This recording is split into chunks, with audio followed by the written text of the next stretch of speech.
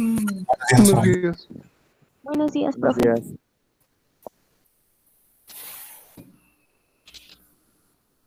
Bien, vamos a ver, compañeros. Estábamos dentro de lo que nos quedamos independientemente de lo del examen que lo vamos a tener que hacer.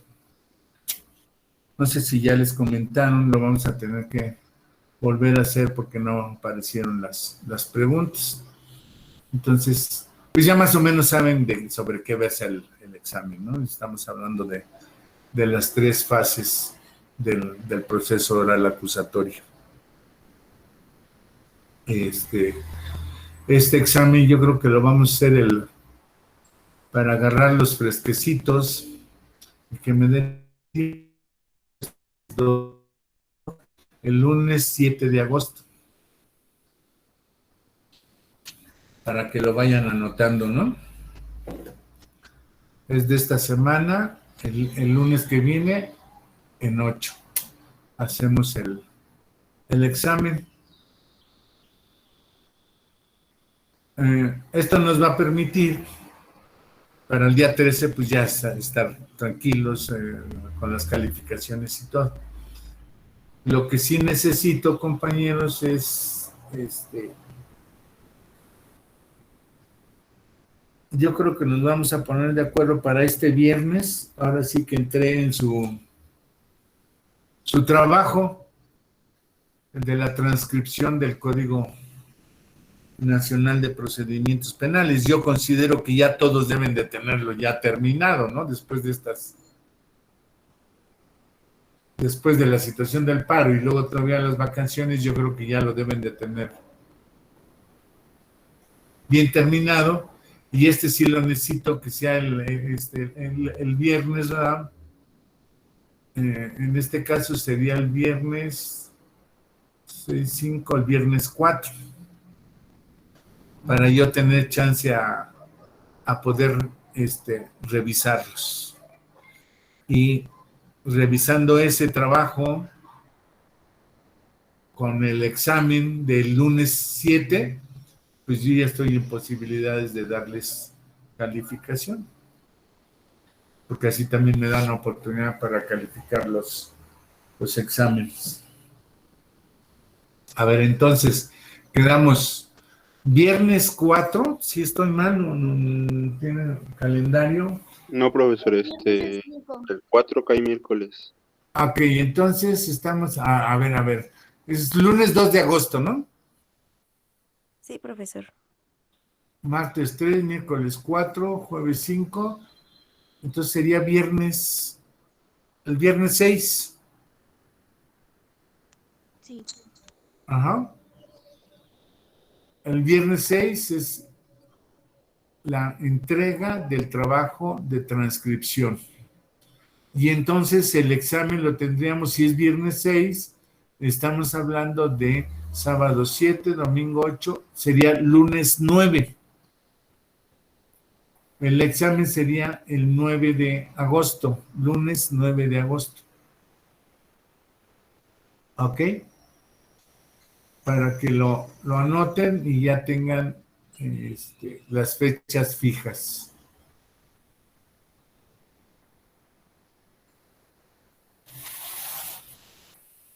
Bien, ¿no hay dudas respecto a esos días? No, profesor. Bien.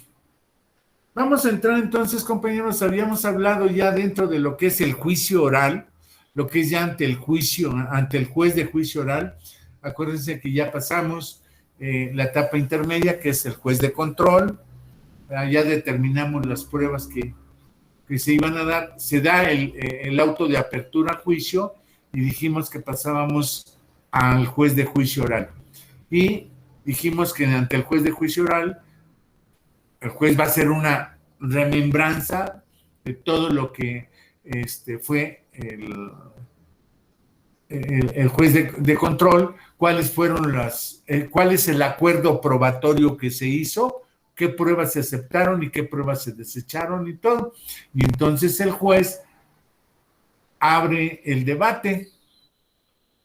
¿Qué dijimos que era el debate? ¿Qué pasa en el debate?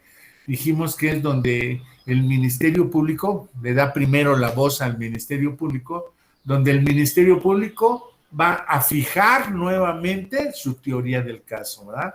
La va a resaltar, le va a decir al juez cuál es la conducta que le está acusando al procesado. Concretamente, cuál es su conducta con sus modalidades, con su pena y todo. Y dijimos, ¿verdad?, que en ese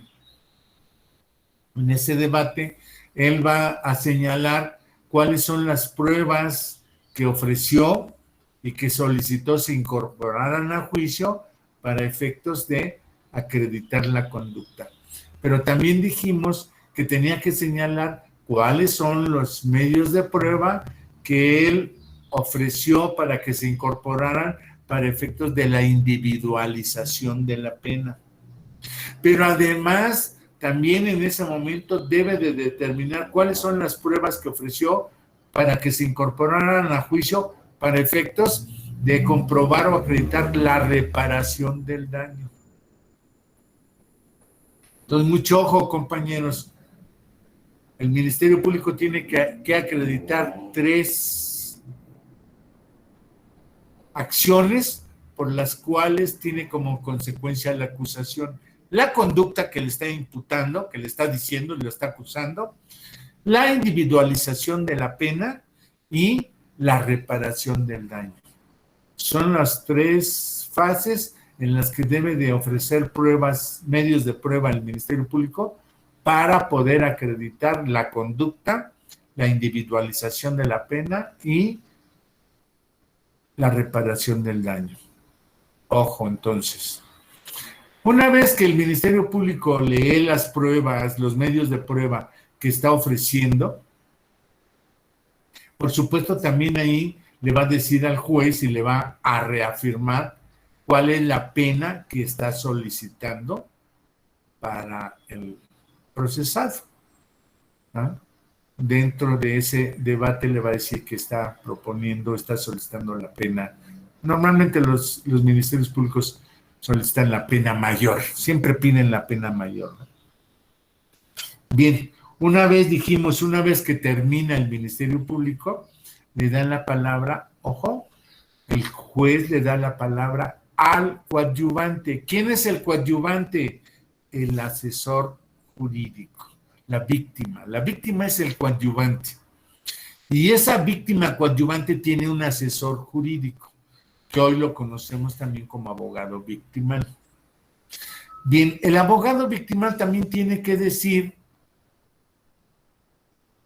en vía de debate, qué es lo que propone.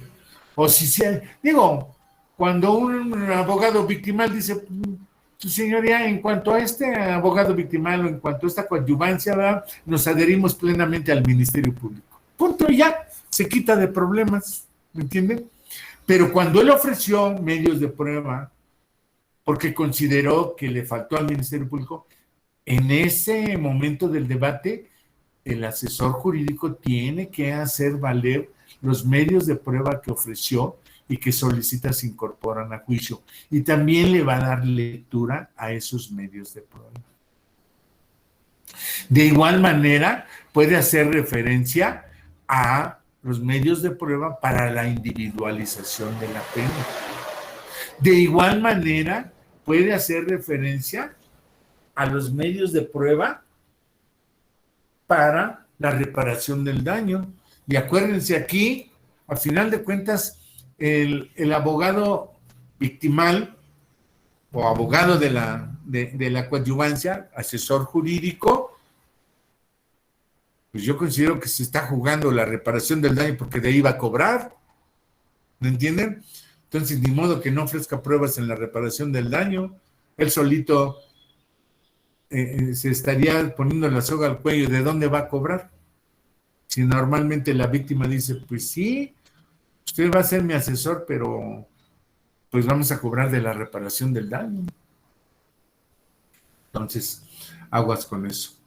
Por último, tenemos entonces que al final el juez le va a dar la voz, la palabra, para efectos de debate al defensor, ya sea de oficio o particular o privado, ¿verdad?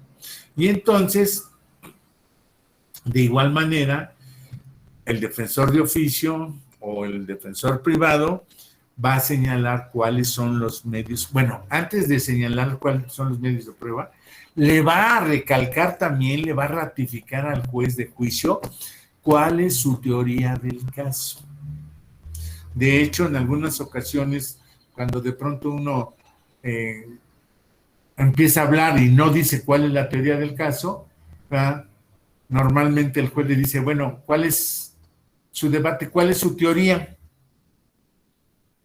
¿Por qué? Porque el juez quiere que quede registro de cuál es la teoría de la defensa. Puede ser que la defensa diga, mi defenso no llevó a cabo la conducta que le está acusando el Ministerio Público. Y no la llevó a cabo toda vez que fulanito de tal, mi defenso, se encontraba en Guadalajara. O mi defenso se quedó a la expectativa. O mi defenso en ningún momento intervino en la pelea o en el hecho que le está. Fíjense, ahí estamos planteando pues una ausencia de conducta, una atipicidad. Mi defensa no llevó a cabo ese acto, esa conducta que le está acusando el Ministerio Público. Y entonces cuando nosotros decimos que ese va a ser nuestra teoría del caso, tenemos que decirle ahí mismo al juez, ¿verdad? Decirle que esa teoría del caso, esa aseveración que afirmamos, la vamos a acreditar con los medios de prueba siguientes, los cuales ya se solicitaron se incorporen a juicio a través de los interrogatorios, a través de los medios tecnológicos, a través de los documentos. Es decir, en ese momento del debate también nosotros tenemos que decirle al juez cuáles son nuestros medios de prueba. Y por supuesto, también, fíjense cómo esos medios de prueba que estamos solicitando se incorporen a juicio es para efectos de nuestra teoría del caso, o sea, de que no se realizó la conducta. Digo, también podemos decir sí la realizó. Recuerden que estamos en el ejercicio mental de que el sujeto robó por la mamá. ¿Estamos de acuerdo? No se nos olvide que ese es el ejercicio mental. Entonces, en este caso le vamos a decir al juez que si bien es cierto, ¿cuál es tu teoría del caso, defensa? Señoría, que es cierto que mi defenso llevó a cabo la conducta de apropiarse de algo que no es suyo y lo hizo en los términos que señala el Ministerio Público. Nada más que, su señoría, esta defensa considera que el sujeto actuó bajo un estado de necesidad. Y acuérdense, ¿cuál es ese estado de necesidad? Que necesitaba dinero para comprar las medicinas de la mamá. Vean ustedes, ahí estamos planteando nosotros nuestra hipótesis jurídica, nuestra teoría del caso. Entonces, para esa teoría del caso le vamos a decir al juez que para efectos de acreditar nuestro dicho, es decir, el que nuestro defenso realizó la conducta pero lo hizo por necesidad, ofrecemos como medios de prueba y solicitamos se incorporen a juicio y empezamos a enunciar nuestros medios de prueba. Con respecto a que realizó la conducta pero bajo un estado de necesidad. Una vez que terminamos de decir cuáles son esas pruebas para acreditar la necesidad de esa conducta, tenemos que decirle al juez también, ahora bien, con respecto a las pruebas, a los medios de prueba para la individualización de la pena, se ofrecen como medios de prueba y se solicita se incorporen a juicio las siguientes.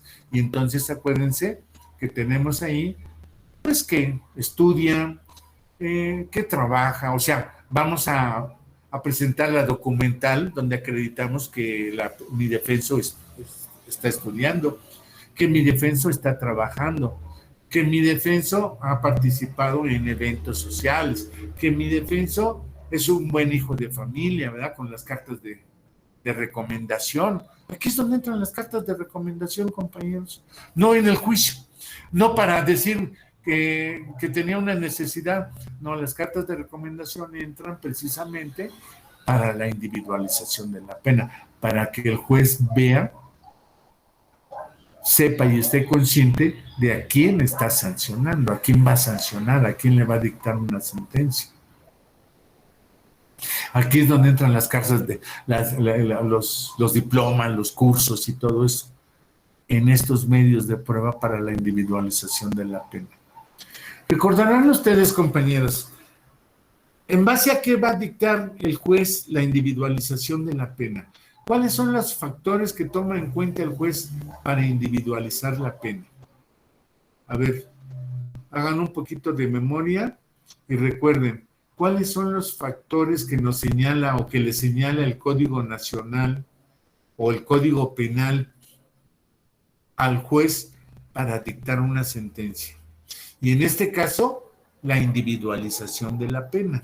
¿Cuáles son los factores que debe de tomar en cuenta el juez para la individualización de la pena? Dijimos que eran 3 factores. La gravedad del delito. O sea, el juez para individualizar, pues va a tomar en cuenta qué tan grave es el delito. ¿En base a qué? A la gravedad del delito. En base al comportamiento del acusado, ¿verdad? Decíamos nosotros, ¿será lo mismo que mate a una persona de una puñalada que de 50? Pues el juez al individualizar la pena, pues va a decir, oye, ¿y por qué le pusiste 50 puñaladas? Si bastaba con la primera, de acuerdo al médico, dice que la primera puñalada se la pusiste en el corazón. Con esa murió. ¿Para qué 49 puñaladas más? Si de por sí el delito es grave de homicidio y luego tú todavía le pones 49 puñaladas. Entonces el juez está viendo la gravedad del delito. Pero además de la gravedad del delito, el juez debe de tomar en cuenta las peculiares. ¿Qué son las peculiares? Las circunstancias del acusado. ¿Cuáles son esas circunstancias del acusado? ¿En qué entorno social vive? ¿En qué entorno familiar vive? Si es de una familia unida, si es de una familia disfuncional, si estudia, si ha tomado cursos, si tiene cartas de buena conducta, si el sujeto, de acuerdo al examen psicológico que le hicieron en el transcurso del proceso, reacciona positivamente ante la autoridad, si el sujeto puede ser readaptado o resocializado. Pues vean ustedes, ya llevamos 2 factores que toma en cuenta el juez para valorar las pruebas y dictar una sentencia. Y el último factor, ¿cuál es? Que estas circunstancias de gravedad del delito o circunstancias del delito más las circunstancias del delincuente le van a dar la peligrosidad del sujeto. ¿Por qué es importante la peligrosidad del sujeto? Ya hemos dicho, lo hemos repetido, es importante porque conforme a la peligrosidad, de acuerdo a la peligrosidad que le dé el juez al sujeto, es la sanción que le va a imponer. Ya lo hemos dicho. Si la pena de prisión, por decirlo así, del robo que está en nuestro ejercicio mental, es de 4 a 8 años, pues la mínima va a ser 4 años, la máxima 8 años. Entonces, si el juez considera de acuerdo a la gravedad del delito y a las circunstancias del acusado, considera que la persona, si bien actuó en el robo con una pistola, pues sí, pero fue para amenazar, no causó daños. Entonces dice el juez, bueno, ok, más aparte me acreditó que necesitaba dinero. No volvió a delinquir, dentro del penal me dicen que se portó bien, está estudiando, está trabajando dentro del penal. ¿Qué significa eso? ¿Que el sujeto es muy peligroso? No, ¿verdad? ¿Que es menos peligroso? Pues tampoco, porque se atrevió a robar. Entonces a lo mejor el juez dice, bueno, pues es medio peligroso. Entonces, si es medio peligroso, si estamos hablando de 4 a 8 años, y dice el juez que es medio peligroso, pues le voy a imponer una pena media. ¿Qué es una pena media? Pues que el juez va a sumar la mínima con la máxima y la va a dividir entre 2. Entonces, 4 y 8 son 12 años. Pero como está considerando medio peligroso al sujeto, pues la pena va a ser media. Y entonces dice, bueno, entonces yo sumo 4 y 8 años, son 12. Pero lo estoy considerando medio peligroso, le voy a poner 6 años. Y vean ustedes cómo ya ahí el juez sacó la mitad de la pena. Pero en base a la consideración que tuvo de la peligrosidad del sujeto. Y eso es importante, les repito, porque si el juez no equilibra su peligrosidad con la pena, pues va a ser materia de amparo o de apelación. Le vamos a decir al superior, ¿verdad? Le vamos a decir que no estamos de acuerdo porque lo consideró medio peligroso y le puso 10 o 12 años. Entonces no es congruente ni hay equilibrio entre la peligrosidad que dice que tiene el sujeto y la pena que le está imponiendo. Y esto es bien importante porque ya cuando estemos ante el juez de ejecución, pues vamos a ver si alcanzamos un beneficio. Y si la pena es alta, pues va a tardar en darse un beneficio. Pero si la pena es media o baja, pues puede ser que en materia del juez de ejecución alcancemos un beneficio en cuestión de meses. Por eso es importante ver qué sanción le va a poner el juez de juicio oral, para estar pendientes a esa sanción. Bien, este es el resultado, pues, compañeros, quiero que se les quede grabado y que entiendan, porque es pregunta de examen, por supuesto, ¿verdad? ¿Cuáles son las 3 fases en las cuales el Ministerio Público ofrece pruebas, o cuáles son las 3 fases en las cuales la coadyuvancia o el abogado victimal ofrece pruebas, medios de prueba?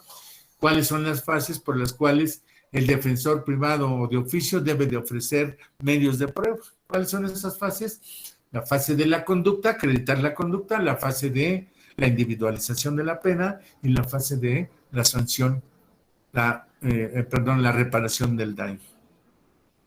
¿Hasta ahí queda entendido, compañeros? ¿Alguna duda o pregunta? ¿No? Bueno. Vamos ahora entonces a ver, nos habíamos quedado ya de esto, de hecho esto ya lo habíamos comentado, pero vamos a ver, nos habíamos quedado de cuando ya ofrecemos los medios de prueba y los incorporamos a juicio.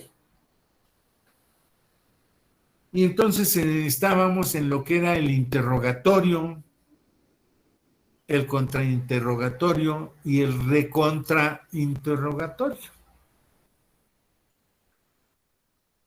¿Por qué es importante esto? Pues porque eso es lo que vamos a hacer en la audiencia de juicio oral.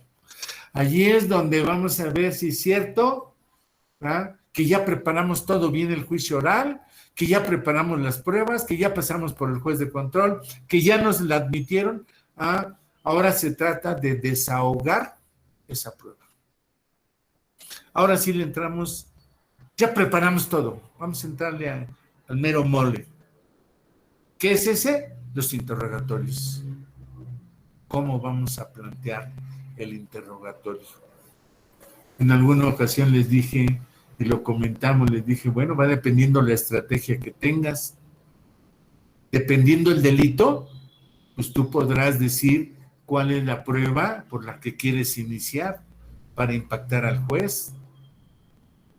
¿Verdad? Habíamos comentado incluso, bueno, si es un delito, no sé, de homicidio, pues voy a empezar por la declaración de los testigos o puedo empezar por la declaración del acusado para hacerle saber al juez qué es lo que pretendo con su declaración, cuál es la conducta que él dice que realizó él por sí mismo. Si es en algún fraude, pues lo más seguro es que empiece por alguna documental, ¿verdad? No por los testigos, sino por alguna documental o alguna pericial. Entonces va dependiendo la estrategia que nosotros tengamos de acuerdo al delito. Y esa estrategia se va a manifestar precisamente ya en los interrogatorios y contrainterrogatorios. Entonces, tenemos tres formas, compañeros, de interrogar. Pregunta de examen. ¿Cuáles son las formas de interrogar? Primero, el interrogatorio directo. ¿Quién hace el interrogatorio directo? El que ofreció la prueba, el medio de prueba. Tenemos el contrainterrogatorio. ¿Quién hace el contrainterrogatorio? Lo hace la parte que no ofreció la prueba, pero que tiene derecho a interrogar. Y por último tenemos el de contrainterrogatorio, que lo puede hacer la defensa o el Ministerio Público, pero respecto a una pregunta en particular, ya no en forma general, sino a una pregunta en particular que se haya hecho en el interrogatorio o en el contrainterrogatorio.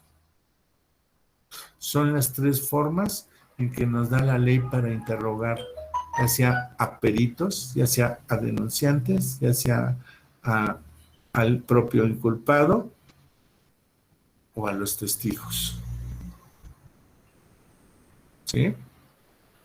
Y entonces nos dice disposiciones generales del interrogatorio y contrainterrogatorio. Ojo, ahora sí ya vamos a ver qué nos dice la ley para interpretarla, para analizarla, para saber qué es lo que podemos hacer de acuerdo a la ley. Y nos dice, antes de declarar, los testigos no podrán comunicarse entre sí, ni ver, oír o ser informados de lo que ocurra en la audiencia, por lo que permanecerán en una sala distinta a aquella en donde se desarrolla. Advertidos de lo anterior por el juzgador que preside la audiencia, serán llamados en el orden establecido. ¿Cuál orden establecido? Ya habíamos dicho, el juez le pregunta al MP cómo quiere empezar a deshogar sus pruebas. El juez le pregunta a la coadyuvancia o al abogado victimal cómo quiere deshogar sus pruebas. El juez le pregunta a la defensa de oficio o privada cómo quiere desahogar sus pruebas. Por eso hablamos de la estrategia. ¿Quiero empezar por testigos? ¿Quiero empezar por documentales? ¿Quiero empezar por los instrumentos del objeto? ¿Por dónde quiero empezar? A eso se refiere en el... Serán llamados en el orden establecido, o sea, en lo que ya habíamos quedado.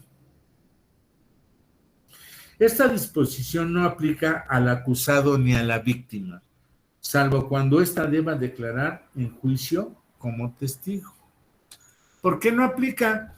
Porque recuerden que el acusado puede declarar en cualquier momento de la audiencia. La víctima también cuando actúa como testigo. Es decir, soy víctima, pero a la vez soy testigo. A eso se refiere estas excepciones. Después dice, el juzgador que presida la audiencia de juicio identificará al perito o testigo, le tomará protesta de conducirse con verdad y le advertirá de las penas que se imponen si se incurre en falsedad de declaraciones. Por supuesto que esto también es importante porque le está advirtiendo bajo la amenaza legal de que si me mientes, puedes incurrir en un delito. ¿Ya? En la forma de cómo el juez hace la amenaza legal de protestarlo para que se conduzca con verdad.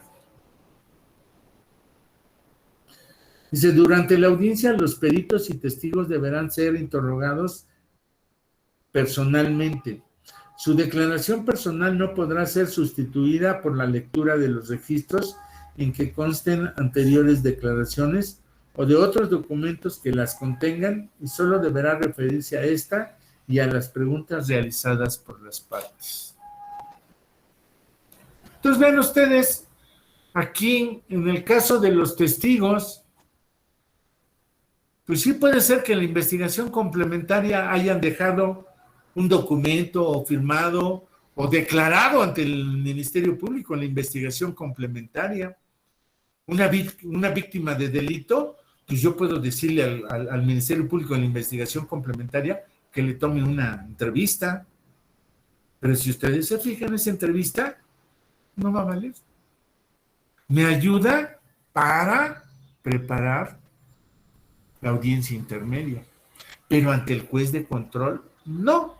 Ante el juez de control tiene que ser una declaración directa, de viva voz. Nada de que, oye, tú dijiste en la investigación preliminar esto. No.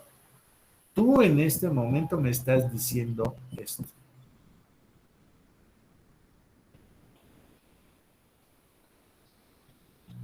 De acuerdo dice la ley, al interrogatorio que hagan las partes. Claro, aquí acuérdense, compañeros, acuérdense, y lo leímos. Puede ser que yo le pida al juez que para apoyo de memoria se lea un documento. Es que el testigo no se acuerda que en fecha tal fue ante el notario y dio un poder notarial. Pues no se acuerda el testigo, por lo tanto, solicito se lea la parte correspondiente del documento donde él compareció ante el notario número tal y señaló lo que dijo que él daba poder. ¿Eso para qué es? Para efectos de memoria. Así es como nos podemos apoyar en el interrogatorio. Pero lo dice la ley muy claramente. El interrogatorio es directo. La excepción es una excepción que yo pida el apoyo de memoria. Es decir, recordarle que él dijo algo en un documento público. Después dice, dentro del desarrollo del interrogatorio, otorgada la protesta y realizada su identificación, el juzgador que presida la audiencia de juicio concederá la palabra a la parte que propuso el testigo, perito o al acusado para que lo interrogue. Y con posterioridad a los demás sujetos que intervienen en el proceso, respetándose siempre el orden asignado. Vean ustedes, ¿aquí de qué hablamos? Hablamos del interrogatorio directo. ¿Quién va a hacer el interrogatorio directo? El que ofreció el medio de prueba. Y siempre vamos a empezar, en el interrogatorio siempre vamos a empezar con el Ministerio Público, porque es el que está acusando, es el que tiene que probar lo que está afirmando. Por eso siempre empezamos con el Ministerio Público. Entonces, el Ministerio Público va a poder interrogar a sus testigos, a sus peritos, en forma directa. Ese es el interrogatorio directo. Y aquí lo señala. el juzgador que presida la audiencia de juicio concederá la palabra a la parte que propuso el testigo, perito o al acusado para que lo interrogue. Ahí está el interrogatorio directo. Y fíjense cómo aquí mismo nos dice, y con posterioridad a los demás sujetos que intervienen en el proceso, respetándose siempre el orden asignado. Es decir, va a preguntar la coadyuvancia y después la defensa. Ese es el orden asignado. El MP primero en interrogatorio directo, la coadyuvancia en interrogatorio directo y la defensa en interrogatorio en contrainterrogatorio. Fíjense cómo dice aquí. La parte contraria podrá inmediatamente después contrainterrogar al testigo, perito o acusado. Entonces, vean ustedes cómo yo me puedo poner. El MP se pone en interrogatorio directo cuando le va a preguntar a sus testigos, a su perito o a la víctima. Y en este caso yo voy a hacer el contrainterrogatorio. Porque yo le voy a preguntar a sus testigos. Bueno, caso contrario. Cuando yo declare, cuando a mí me toque declarar a mis testigos, yo voy a hacer el interrogatorio directo. Y ahora le va a tocar al MP hacer el contrainterrogatorio. Y así nos vamos. Interrogatorio directo, el que ofrece la prueba. Contrainterrogatorio, cuando yo le pregunto al testigo de la otra parte, ya sea a la coadyuvancia o al MP. Pregunta de examen, compañeros. ¿Cuándo es interrogatorio directo? ¿Cuándo es contrainterrogatorio? ¿Y cuándo nos toca a nosotros? ¿Cuándo le toca a la defensa? Pregunta así sencilla. ¿Cuándo le toca a la defensa participar en el interrogatorio directo? Esta es la pregunta.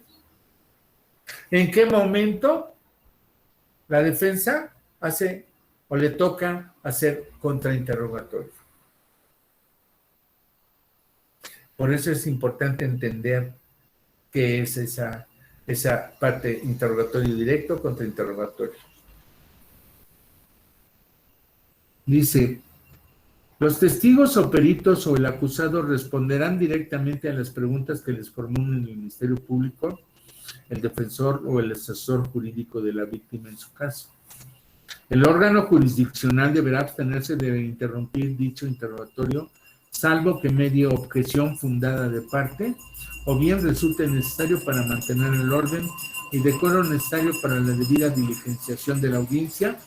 Sin perjuicio de lo anterior, el órgano jurisdiccional podrá formular preguntas para aclarar lo manifestado por quien deponga en los términos previstos en este código.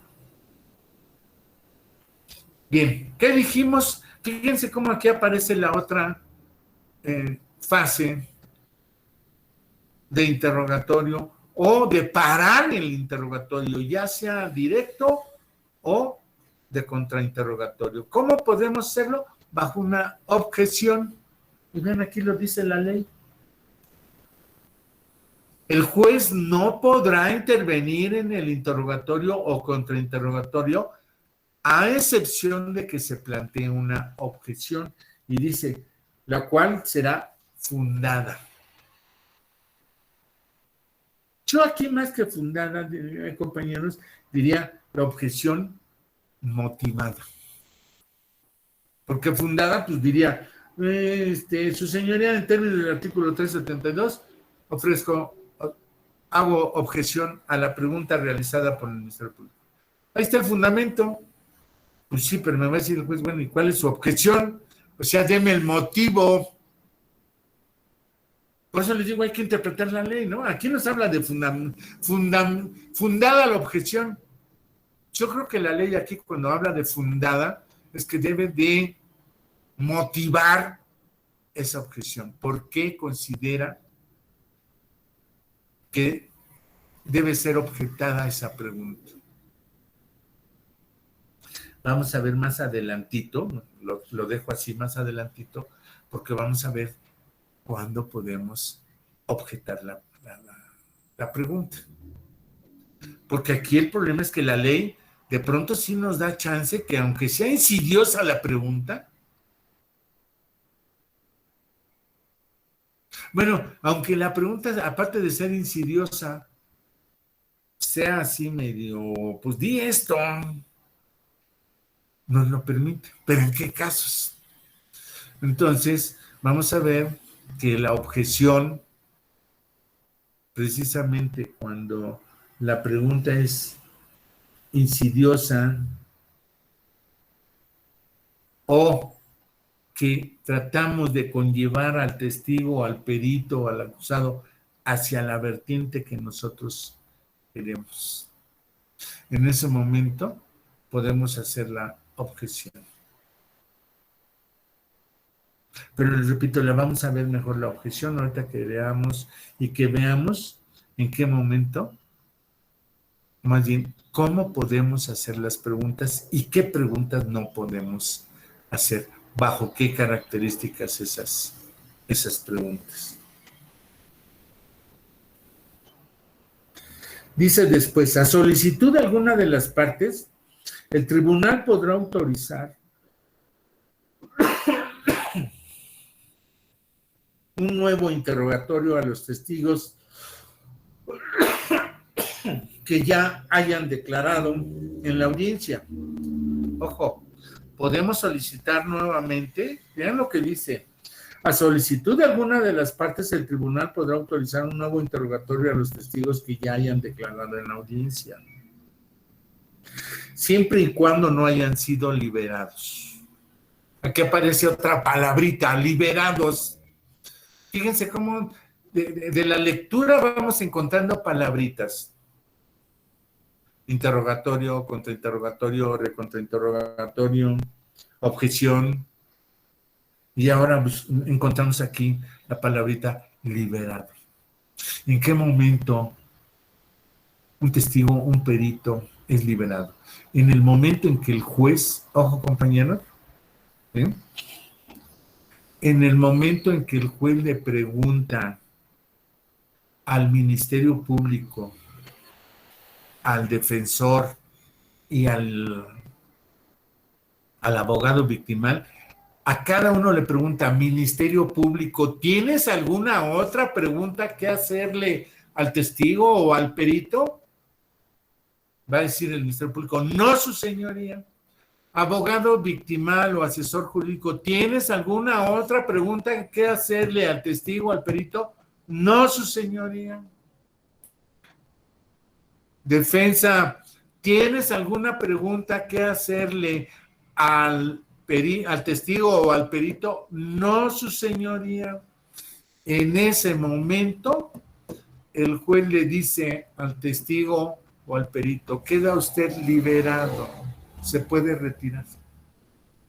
Es decir, ya no le quieren hacer preguntas, por lo tanto lo libero ya del interrogatorio. Ya se puede retirar. Y vean ustedes, es otra expresión nueva conforme al código, perdón, conforme al juicio acusatorio oral, es otra palabra nueva, liberado, objeción. ¿Cuánto habíamos oído eso en los juicios normales? Pues nunca. Pero aparecen estas formas, estas palabras, aparecen en el juicio oral acusatorio, interrogatorio directo, contrainterrogatorio, recontrainterrogatorio, objeción, liberación. Son cosas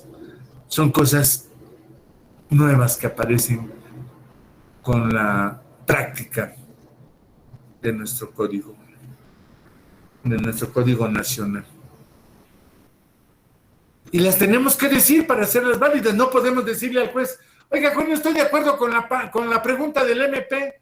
Nos va a decir el juez, pues exprésese correctamente, porque así no es como dice la ley que no está de acuerdo con la pregunta. Digo, a lo mejor hay algún juez así bien tranquilo, ¿no? Donde dicen, ok, la tomo como objeción, abogado. Pero para la otra, pídamelo como objeción. Digo, hay jueces benévolos, hay jueces tranquilos, hay jueces durísimos, ¿no?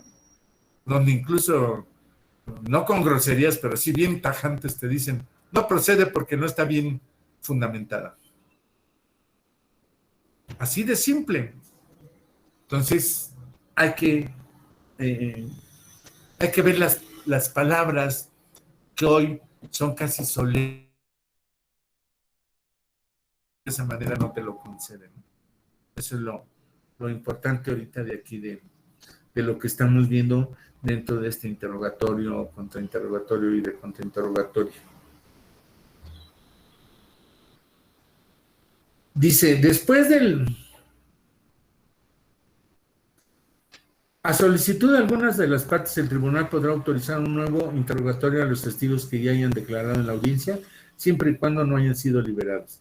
Al perito se le podrán formular preguntas con el fin de proponerle hipótesis sobre la materia del dictamen pericial, a las que el perito deberá responder atendiéndose a la ciencia, a la profesión y los hechos hipotéticos propuestos.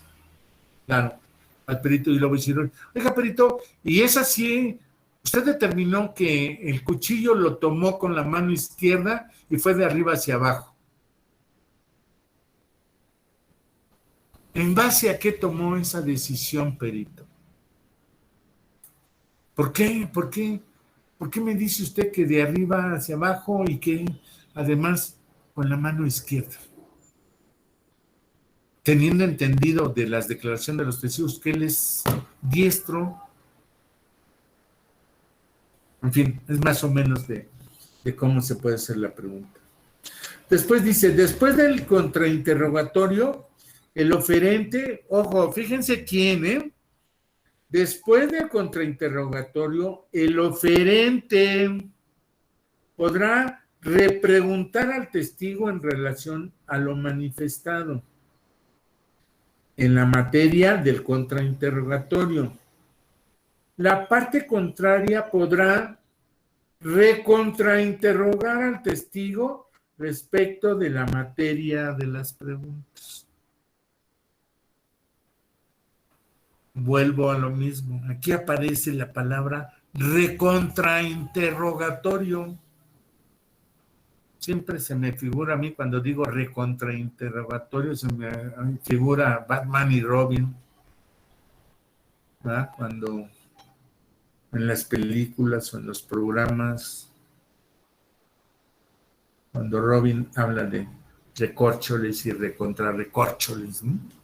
Igual aquí, si ustedes se fijan, no es una palabra que nosotros inventemos, está en la ley. Está la palabra interrogatorio, está la palabra recontrainterrogatorio y está la palabra recontrainterrogatorio. Está la palabra objeción, está la palabra liberado. Pero vean ustedes, dice aquí que para recontrainterrogar respecto a la materia de las preguntas. Ya no puede ser en forma general.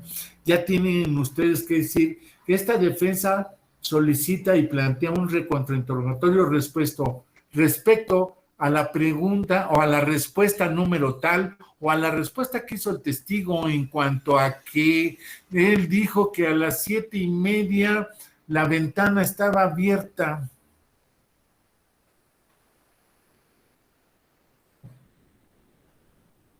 Que nos diga, fíjense cómo me estoy refiriendo a su pregunta de que dijo que la ventana estaba abierta, que nos diga hacia dónde da la ventana, porque nada más nos dijo que estaba abierta la ventana, sí, pero que en un recontrainterrogatorio a la respuesta que hizo el testigo en cuanto a que la ventana estaba abierta, que nos diga hacia dónde da la ventana. Es una forma en que la ley nos permite precisar, ¿no? Sí sabemos que hay una ventana abierta, pero imagínense en una violación, en un homicidio, en un daño en propiedad ajena, pues es importante saber ¿Dónde está? ¿Hacia dónde está la ventana, esa ventana abierta? No me apoya en nada que esté la ventana abierta hacia el patio. Pero en un robo a lo mejor donde dicen que es lugar cerrado y yo acredito que no es lugar cerrado sino abierto. ¿Por qué? Porque la ventana da hacia la calle. ¡Ah, caray! Cambia el sentido, cambian las cosas, compañeros. Le dejamos hasta aquí, compañeros. Mañana reformulamos un poquito y entramos a las preguntas. ¿Por qué las preguntas? ¿No? ¿Cuándo podemos objetar y cómo debemos de interrogar? Nos vemos el día de mañana. Que estén muy bien, compañeros. Puede, profesor, hasta mañana. Bueno, profesor. Que esté bien, profesor. Hasta luego.